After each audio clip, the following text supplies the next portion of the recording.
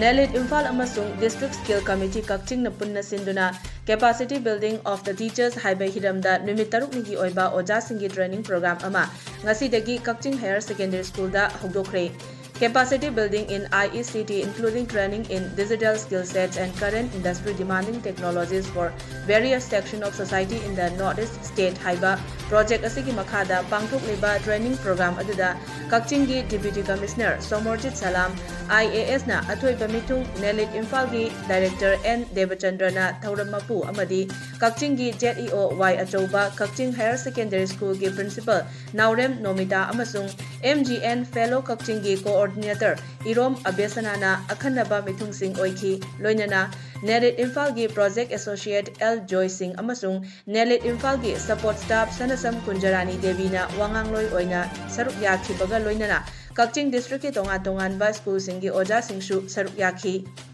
Thauramadu athoi bamitung gi warol piraduna Deputy Commissioner Somorjit Salam na haikibada oja oiba ukin oiba haibasi lairik paba lepa yaba sintham nate lairik padragadi karino angang singda takadauriba hairaduna oja haiba sintham asi lairik paba tokpa yadaba matam matamga chunaba hiram sing takwa ngamnaba hotnaba mathau tai haiki Doctor, Ukil, Engineer, CD, Lairik,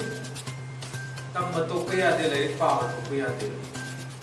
Madam de Lairik Power, Tokraba Ozadana, Chatra the Kayan, no one.